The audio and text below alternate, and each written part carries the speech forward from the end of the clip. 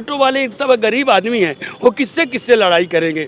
और जो गलत करता है उस पर कड़ी से कड़ी कार्रवाई करें। ठेला लगाते हैं तो हटाया जाता है, उन पर कार्रवाई की जाती है। ऑटो चलाते तो कार्रवाई की जाती है, रिक्शा चलाते तो कार्रवाई करते, तो देश छोड़ को कहाँ चले जाएं। दिन भर में एक ट्रिप मारेंगे बस, क्या हम लोग का चलेगा। डीजल के निकालेंगे, गाड़ी का किराया भरेंगे, किस्त देंगे या घर चलाएंगे। परिवार चलाने में बहुत दिक्कत आ रही है, बच्चे को बहुत तंगी चल रहा है। हमको प्रताड़ित कर रहे हैं, लेकिन सिटी बस को प्रशासन आगे बढ़ावा दे रहा है। सर 1.5 महीने से मैंने आज तक घर में 500 रुपया नहीं ले गया हूँ। जनता क्या कर रही, जनता के साथ क्या हो रहा, शासन के साथ क्या, उनको कोई मतलब नहीं है। कहाँ उठाना चाहिए, कहाँ खड़ी, किससे बात करना चाहिए, कैसे करना, उनसे कोई मतलब नहीं है।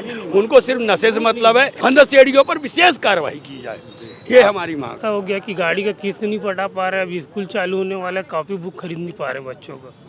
बहुत ज़्यादा आर्थिक स्थिति खराब है। पहले भाई 800-1000 कमाते थे, आज 300-400 कमाते हैं। राजधानी रायपुर के मुख्य चौराहे यानी कि घड़ी चौक से लेके शास्त्री मार्केट हो गया, उधर शास्त्री चौक से लेके इन सारी जगहों पर जो ऑटो और ई रिक्शा के आने जाने को लेकर कुछ महीने पहले प्रतिबंध लगाया गया था और जिसे अभी भी हटाया नहीं गया है। लेकिन अब इसी को लेकर कुछ जो ई रिक्शा चालक, ऑटो चालक हैं, उनकी परेशानियां ये है कि उनकी जो आमदनी है उस पर इसका फ़र्क पड़ रहा है और इस पर जो नियम बनाए गए थे वो कुछ और बनाया गया था। और जो सिटी बसें हैं वो अभी भी यहाँ पर रुक रही है काफ़ी देर तक की। इसको लेकर इनकी शिकायतें हैं और आज फिर से कलेक्ट्रेट को ज्ञापन सौंपने के लिए आए थे और घड़ी चौक के पास ये लोग फिर खड़े हैं और इतनी संख्या में खड़े हुए हैं। क्या कुछ परेशानियां हैं इनकी और क्या कुछ ये लोग इसका निवारण चाहते हैं, इसी को जानने और समझने की कोशिश करते हैं। क्या नाम लिखते हैं आप? सुरेश प्रसाद तिवारी, शिवसेना प्रदेश उपाध्यक्ष। अच्छा, ये बताइए तिवारी जी, ये जो पूरा का पूरा ई रिक्शा, ऑटो को यहाँ पे आने जाने से प्रतिबंधित किया गया है, अभी और क्या मांग को लेकर आए थे? जो शास्त्री चौक को auto e rickshaw no zone किया गया, उसके लिए हम 1-2 बार 3 बार हो गया ज्ञापन देते माननीय कलेक्टर महोदय को, एसपी महोदय को, लेकिन कोई सुनवाई नहीं हुई। इस बार हम रायपुर शहर के ई रिक्शा और ऑटो वाले हमारे साथ में आए और उनको हम ज्ञापन देने गए हैं। मांग किए हैं कि शास्त्री चौक को जो auto e rickshaw no zone किया गया उसे तत्काल हटाया जाए और हमारे शास्त्री चौक के पास में 3 स्टैंड दिए गए थे, उनको पूर्व की तरह जैसे पहले स्थापित किया गया था उनको दिया जाए, क्योंकि 3 स्टैंड खत्म होने से 3 स्टैंड वालों की रोजी रोटी पूरी तरह खत्म हो चुकी है। शास्त्री चौक में आज ऐसा हो गया है कि सवारी जो है, चाहे वो रेलवे से हो, चाहे मंदिर रिसोर्ट से हो, चाहे टाटीबंद से हो, ऑटो ई रिक्शा नहीं बैठती है। बोलती तुम घड़ी चौक जाते नहीं, क्यों बैठे? अगर बैठ भी गया तो 20 रुपये दे रहा तो बोलता मेरे को वहाँ तक तू पहुँचाओ तब तेरे को 20 रुपये दूँगा। तो हमारे ऑटो वाले सब गरीब आदमी हैं, वो किससे किससे लड़ाई करेंगे। तो मैं कलेक्टर महोदय को आज ज्ञापन दिया हूँ कि शास्त्री चौक को जो ऑटो ई रिक्शा प्रतिबंध किया गया है उसको तत्काल हटाया जाए और हमारे जो स्टैंड थे उनको पुनः स्थापित किया जाए। यही मांग को लेकर हम आज निवेदन करने गए हैं। और जो अवैध रूप से गाड़ियाँ खड़ी करती हैं, जैसे पेट्रोल पंप के पास में है, जो एक कलेक्टर गार्डन के इस साइड में जाने वाला मेका आ रहा है, अवैध रूप से खड़ी करते उन पर कड़ी कार्रवाई करें। हम कोई दखलंदाजी नहीं करें, लेकिन पुलिस प्रशासन व्यवस्था बनाने की बजाय सिर्फ बंद करना जानती है। ऐसा कोई भी पुलिस अधिकारी हो, कोई भी हो, मुझे बताए कौन सा शहर है जहाँ पर कोई प्रतिबंध लगाया गया हो। ऐसे चौक को कोई शहर में प्रतिबंध नहीं लगाया गया है, व्यवस्था बनाई गई है। तो मैं शासन से निवेदन करूंगा कि ऑटो रिक्शा वालों को जैसे स्टैंड दिया गया था उन्हें पुनः स्थापित करें और जो गलत करता है उस पर कड़ी से कड़ी कार्रवाई करें। गलत करते हैं उस पर कड़ी से कड़ी कार्रवाई करें। लेकिन पहली जो आरोप यहीं पे आप लोगों पे, जैसे ई रिक्शा ऑटो वालों पे लगा, यहाँ पे कुछ दूर पहले वहाँ पे बहुत ज़्यादा हौच पौच हो जाता है। इसका जवाब दे रहा हूँ, ये ऑटो ई रिक्शा वालों की गलती नहीं है, प्रशासन की गलती है कि रायपुर शहर में क्या कर्मसिटी है, आज तक उन्होंने बेचने वाले पर लगाम नहीं लगाया। डेली 100 गाड़ी 50 गाड़ी ई रिक्शा बिक रही है, शासन उन पर लगाम लगाए। जब गाड़ी नहीं बढ़ेगी तो भीड़ नहीं बढ़ेगी, भीड़ तो नहीं बढ़ेगी ना। तो डेली 100-200 गाड़ी बिक रही है तो शहर तो छोटा सा है, 10 किलोमीटर का शहर है, तो गाड़ियाँ वाले जाएंगे कहाँ? उनका क्या कसूर है? आप रोक लगवा दीजिए। जैसे डीजल गाड़ी को बेचने का 2017 में लगा दिया गया, डीजल गाड़ी बंद हो गई, उन्होंने निकाल दिया ई रिक्शा। और ई रिक्शा में बेचना है तो उनसे कोई मतलब नहीं है। आधार कार्ड लेके आओ, 25,000 लेके जाओ, तुम क्या हो, कोई मतलब नहीं। उनको रिक्शा मिल गया, रजिस्ट्रेशन हो गया। तो ये बताइए कि ये तो शासन रोक लगा सकता है। अभी भी है, जहाँ पर जाम लगता है वहाँ कोई पुलिस प्रशासन नहीं दिखता है। कोई यहाँ खड़ा होकर चलानी कार्रवाई कर रहा है, कोई वहाँ खड़ा होकर चलानी कार्रवाई कर रहा है। जहाँ ट्रैफिक जाम होता है वहाँ पुलिस वाले मौजूद नहीं रहते और दोष ऑटो वालों को देते हैं। अरे वो तो गरीब तबके के लोग हैं, यही के कहाँ जाएंगे वो। ठेला लगाते हैं तो हटाया जाता है, उन पर कार्रवाई की जाती है। ऑटो चलाते तो कार्रवाई की जाती है, रिक्शा चलाते तो कार्रवाई करते। तो देश छोड़ को कहाँ चले जाएं? आखिर रहेंगे तो यही देश में कमाए खाएंगे। अगर शासन को ई रिक्शा और ऑटो से इतना बड़ा तकलीफ है तो एक काम करे, ऑटो ई रिक्शा पूरे खड़ी कर ले, किस्त बढ़ाए, सबको हमारे ऑटो वालों को नौकरी दे दे। हम लोग 10,000 15,000 में नौकरी करके अपने परिवार को पाल लेंगे। ये समस्या खत्म। वो सिटी बस चला ले, हवाई जहाज चला ले, कोई मतलब नहीं। 25,000 ऑटो वालों को छत्तीसगढ़ शासन नौकरी दे दे जो जिस लायक है, तो ऑटो की समस्या खत्म हो जाएगी, ट्रैफिक की समस्या खत्म हो जाएगी।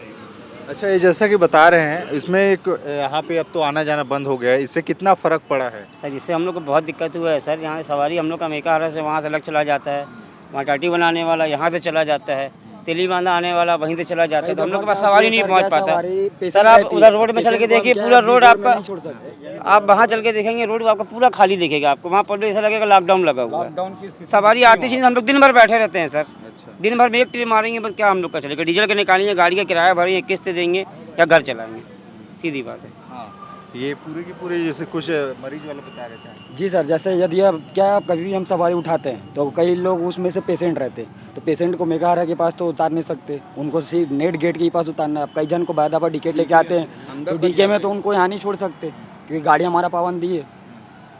अब गाड़ी को मजबूरन हमको उनको कहाँ उतारना पड़ेगा, या पीछे में बंजारी बाबा के पास या फिर उस तरफ। तो लेकिन पेशेंट जाएगी कैसे सर, मेरा कहना ही, पेशेंट जाएगा कैसे? अब पेशेंट हमको बोलते हैं कि भैया आप वो कर रहे हो, हमारे जब पाबंदी लगी है हमको अब सरकार को हमको जवाब देना पड़ेगा ना। हमारी गाड़ी हम हमको लेके जाना है, पेशेंट को हम कैसे लेके जाएंगे? अब पेशेंट हमारे ऊपर सफाई करते हैं। और कुछ समय पहले अभी ई रिक्शा का, ये सिटी बस का बता रहे थे, यहाँ पे सिटी बस बोलना है।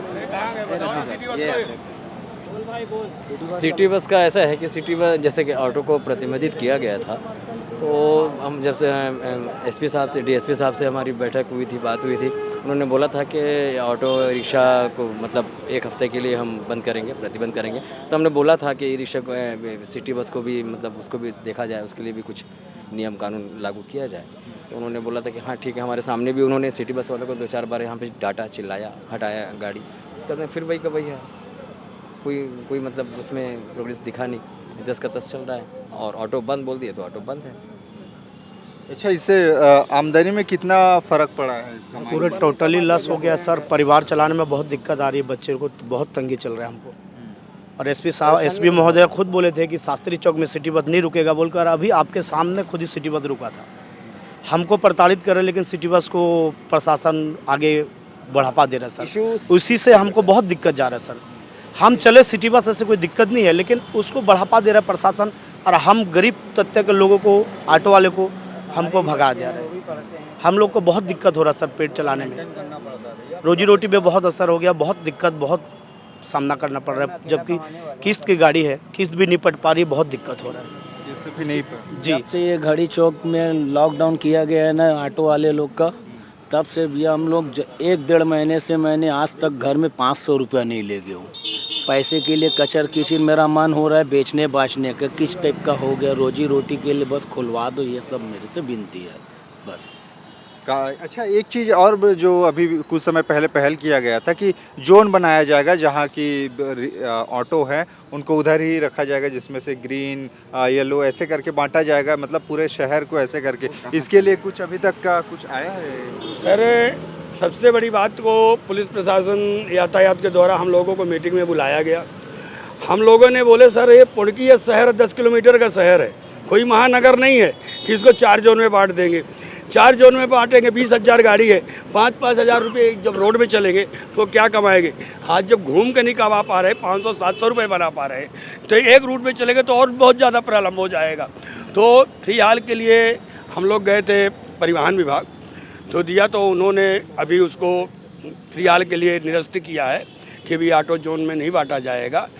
तो उसके लिए हम उन माननीय जी को, प्रमुख जी को, जो हमारे ये दिए हमको, उनको बहुत बहुत धन्यवाद देते हैं कि ऑटो 4 जोन में बांटने का निर्णय जो भी कैंसिल कर दिया गया, कैंसिल कर दिया गया है परिवहन विभाग के द्वारा, कि ये उचित नहीं है। क्योंकि छोटा सा शहर है, छोटा शहर में कैसे लोग चलेंगे।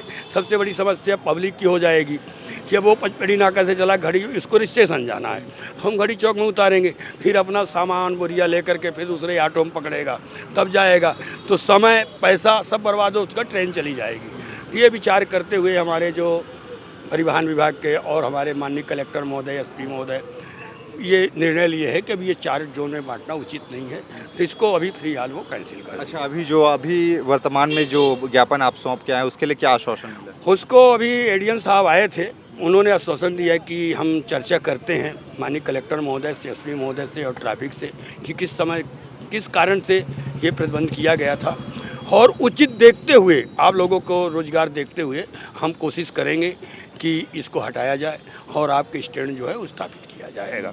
लेकिन उन्होंने ये कहा कि पेट्रोल पंप के पास में जो ट्रैफिक जाम करते हैं, ये करते हैं, तो हमने बोला सर उन पर कड़ी से कड़ी कार्रवाई करें, हम उन पर कोई दखलंदाजी नहीं करेंगे। जैसे गाड़ी का दस्तावेज है, अपना लेके चल रहा है, कोई नशा करके चल रहा है, जो हमारे सही ढंग से लोग चल रहे हैं, जिनको परिवार चलाना है, उनको परेशान न किया जाए। जैसे नाबालिग गाड़ी चला रहा है, कोई नशे में गाड़ी चला रहा है, तो उनको 200-300 रुपये चालान करके मत छोड़े, उनको सीधे गाड़ी जब्ती बनाए और कोर्ट के लिए चालान बनाए। जब एक बार कोर्ट जाएगा तो उसके समझ में आएगा कि कोर्ट क्या होता है, चालान क्या होता है। अच्छा, आप मानते हैं कि अभी जैसे ई रिक्शा का चलन ज़्यादा बढ़ा है, तो आजकल जिनके पास लाइसेंस भी नहीं है, नाबालिग हैं, वो लोग भी चला रहे हैं, और थोड़ा सा धक्का मुक्की हो जाए कहीं पर गाड़ी चलाते हो तो इससे वाद विवाद की स्थिति, जिससे बाकी लोग बदनाम होते हैं। सर मैं आपको बता रहा हूँ कि जैसे हमारे बुजुर्ग लोग हैं, पहले ऑटो चलाते, आज ही रिक्शा ले लिए, वो लोग ऐसी हरकत नहीं करेंगे, उनको अपना परिवार चलाना है। अगर छोटी मोटी गलती भी हो जाती है एक्सेप्ट कर लेते, माफ़ी मांग लेते। लेकिन आज के युग में क्या वो जो ठेला चला रहे थे, कुली कवाड़ी काम कर रहे थे, उनको ये रिक्शा दे दिया गया। सिर्फ नशे से मतलब है उनको, जनता क्या कर रही, जनता के साथ क्या हो रहा, शासन के साथ क्या, उनको कोई मतलब नहीं है। कहाँ उठाना चाहिए, कहाँ खड़ी किससे बात करना चाहिए, कैसे करना, उनसे कोई मतलब नहीं है, उनको सिर्फ नशे से मतलब है।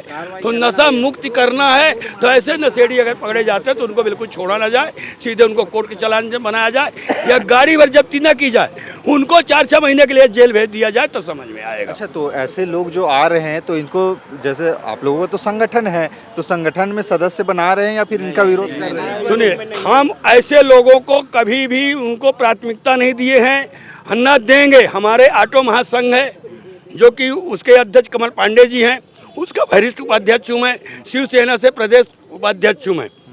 तो हम लोग ऐसे नशेड़ियों का संगत कभी नहीं किए, साथ नहीं दिए। आज जितने हमारे ज्ञापन देने आए हैं, सिर्फ हमारे जो सही लोग थे वही आए हैं, नशेड़ी लोग कोई नहीं आए, क्योंकि उनको मतलब ही नहीं है। हम शहर कैसी तैसी करेंगे और चले जाएंगे, तुमको क्या करना है। अगर हमारा कोई ऑटो वाला भाई बोल दिया कि भाई साइड कर ले, तेरे क्या करना है, चल निकल, हम जैसे सब कोई तो हमको नहीं जानेगा, हमारे जो सदस्य भी जानेंगे। हमने ओ भाई थोड़ा सा यार साइड कर लो, चल निकल। तो ऐसे लोगों पर पुलिस प्रशासन भी क्या है, गाड़ी पकड़ी, चल 300 रुपया दे, 300 रुपये का चालान कटा, चला जाओ। 300 रुपया कुछ नहीं मानता, हो जानता है कि ट्रिप में कमा लूँगा मैं, 10 की जगह 50 ले लूँगा मैं। आप बाहर से आए हैं तो आपका कर्तव्य बनता कि सही ड्राइवर देख के बैठे, लेकिन नहीं बैठेगी जनता। जनता को जाने से मतलब, वो नशेड़ी है, गजेड़ी है, क्या है, उससे मतलब नहीं। बैठा के ले गया, सुनसान में गया, अबे 50 की बल्दी 500 दे, अब बेचारा अकेले तो देगा। ये नशेड़ियों पर विशेष तौर से कड़ी कार्रवाई करना चाहिए शासन को। हम न हमारी यूनियन न ऑटो महासंघ कोई इनके साथ नहीं है। जितने ऑटो वाले जो सही लोग हैं उन पर किसी प्रकार का परेशान न किया जाए, नशेड़ियों पर विशेष कार्रवाई की जाए, ये हमारी मांग। आपकी आमदनी में कितने साल से आप चला रहे हो? मैं 18 साल से गाड़ी चला रहा हूँ भाई, शास्त्री चौक का कोषाध्यक्ष। आज हमारा ऐसा हो गया कि गाड़ी का किस्त नहीं पटा पा रहे, अभी स्कूल चालू होने वाला है, कॉपी बुक खरीद नहीं पा रहे बच्चों का। बहुत ज़्यादा आर्थिक स्थिति खराब है। मेरा ही नहीं, सभी भाई, यहाँ 3 ऑटो स्टैंड है, शास्त्री चौक में, कचहरी चौक और DKS। आज तीनों स्टैंड के लोग बहुत परेशान हैं, इसीलिए बार बार अपन आते हैं कलेक्टर साहब को अपना निवेदन घोराक चले जाते हैं, उसके बाद भी हमारा काम हो ही नहीं रहा है। पहले कितना कमाते थे और अभी कितना कमाते? पहले भाई 800-1000 कमाते थे, आज 300-400 कमाते हैं। अच्छा, बहुत बड़ा फर्क है। तो बहुत बड़ा फर्क, इसमें कैसे चले गए बताइए आप। यानी कुल मिला के इनकी समस्या यही है कि यहाँ पर जो प्रतिबंध लगाया गया था उसको हटाया जाए, नियम अनुसार, और जो भी दिशा निर्देश होंगे उसके हिसाब से काम करेंगे। और जो लोग नशे में गाड़ी चलाते हैं उनके खिलाफ तो सख्त कार्रवाई होनी चाहिए, ऐसा करके इनका कहना है। उनका साथ पूरे शासन प्रशासन के साथ में है कि ऐसे लोगों पर कार्रवाई करे, इसके पीछे हम आड़े नहीं आएंगे ऐसे करके। लेकिन जो नियम के हिसाब से चलना है वो प्रशासन को चलाना है। और यहाँ पर बहुत से ये लोग हैं जिनकी आमदनी पर फ़र्क आया, इसको ध्यान में रखते हुए इसको सरकार को पुनर्विचार करके यहाँ पे इसको खोलना चाहिए, ऐसे करके इनका कहना है।